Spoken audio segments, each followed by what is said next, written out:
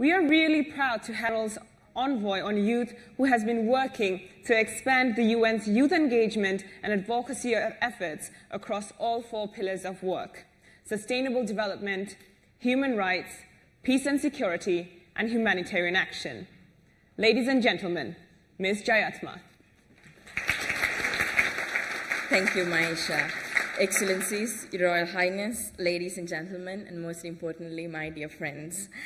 As a daughter of the Commonwealth, it gives me a great pleasure to address you here today at the opening of the Commonwealth Youth Forum 2018.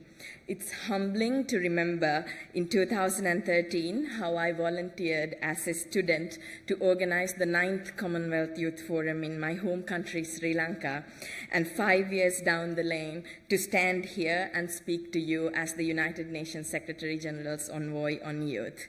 On behalf of the entire UN system and my Secretary General, thank you for the support you've extended to the United Nations and for recognizing as an important partner in the work that you do. As the Secretary General's Envoy on Youth, I am tasked to channel youth issues and perspectives across all 4 pillars of UN's work, as Mahisha said. Sustainable development, human rights, peace and security, and humanitarian action by bringing the United Nations closer to young people and bringing you, young people, closer to the UN. In doing so, I cannot simply fulfill my role without the support of you, the young people of the Commonwealth, who account for 1.2 billion of the world's youth population. Demographic and development realities make us, the generation of our time, what I like to call the SDG generation. A generation that has unyielding energy, produces new ideas, and possesses refreshing optimism, as it was said this morning over and over again. And a generation that naturally engages with all actors across all sectors, including in politics, academia, and civil society. Given our sheer numbers, connectivity, and ability to bring positive change, we can be the first generation to end poverty and the last generation to reverse climate change. This year's theme of the Youth Forum, Powering a Common Future, illustrates the powerful potential that young people have in shaping the future of the Commonwealth and beyond. And as active drivers of change in your communities, organizations, and networks, you truly embody this idea. The fact that you are here, along with hundreds of other youth delegates from across the Commonwealth, means that you share a passion for working with others to develop innovative solutions to the global challenges we face. But being here is not enough. If the conversations stay within these walls, they will have no impact. So you have an important task of bringing youth voices to the Commonwealth Heads of Government meeting this week. That is what I like to talk about today, why representation and meaningful youth inclusion is important to create a more prosperous, secure, sustainable, and most importantly, just and fair future for all. I truly believe the strength of the Commonwealth, like the UN, is in its extraordinary diversity. 53 member states spanning 6 continents constitute an amazing tapestry of different stories, cultures, languages, and geographies weaved together by common fundamental values. Inspired by the bitter experiences of our colonial histories, a shared commitment to democracy, equality, human rights, and the rule of law. However, the current pace of progress is insufficient to fully meet this commitment. There are still high levels of inequality within and among the countries of the Commonwealth. While some high-income countries economically thrive, others struggle to deliver basic services to their citizens. Extreme weather conditions, rising sea levels, and changes to agriculture associated with climate change are forcing our people to leave their homes. 89% of Commonwealth countries still have laws that actively discriminate against women and girls.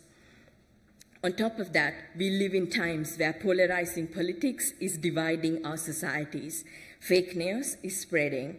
The space for civil society is shrinking, and multilateralism is on the firing line. The answer to all these challenges, I firmly believe, is to increase democratic conversation and political inclusion, especially of young people. We must break the trust deficit by demanding inclusion and actively contributing. If our inherent formal political institutions are not representative, let's carve out and create that space. But we must also not kid ourselves. We will never be able to bring everyone to these formal halls. To achieve the Sustainable Development Goals, we must be guided by the principle of leaving no one behind. We should innovate modalities for representation in order to include a broader diversity of perspectives. We must remember that by being here and contributing to these important conversations is not about being a voice to the voiceless, as it's often said. It is about making sure that our empowered voices do not overpower the voices of the most marginalized and the most vulnerable, who are experts on their own lives and lived realities.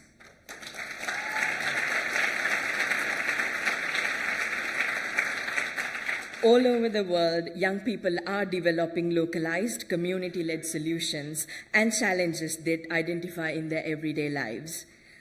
Although we steer our common efforts towards a global agenda, sustainable solutions are local and homegrown. For that reason, it's crucial that youth-led ideas and initiatives do not remain in a vacuum, but are brought to forums like the Commonwealth Heads of Government meeting, where the political influence and financing to elevate those solutions might inspire and do good elsewhere. Ladies and gentlemen, at the UN, we are working hard to create more avenues for young people to participate and give young people a seat at the decision-making table. It's not an easy task. From my personal experience, and especially as a young woman and a woman of color, I know that young people face setbacks in many situations, especially young women. Young voices are often left out or unheard, but it is possible to create change provided you are truly motivated and passionate. So to all my young friends in the room, on the day of my appointment, I met with the Secretary General of the United Nations, Antonio Guterres, for the first time, and he had a very simple message for me as his envoy on youth. Misbehave, he said. That's right. Over these next couple of days and going forward, I want you all to misbehave too. Be bold in your advice, be unafraid to speak your mind. If we are not bringing new ideas to the table and not challenging the status quo, then we are not going to change anything at all.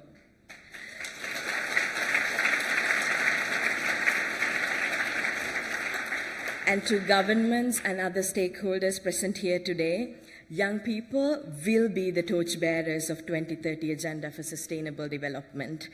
This is not about handing us a privilege, but conceding to our right. Make no mistake, this is already happening. Young people are leading the charge, but we don't want to and cannot do it alone. After this week, I hope to see new and renewed commitments to invest in youth development and youth-led action, meaningful participation in key decision-making processes, and a recommitment to young people as important stakeholders and equal partners in their own countries and of the Commonwealth, and hopefully soon in the UN too. To find unity in diversity, we must come together and be reminded of what we share.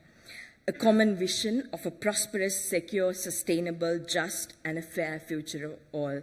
And who better to lead it than the young people in this room? Thank you very much.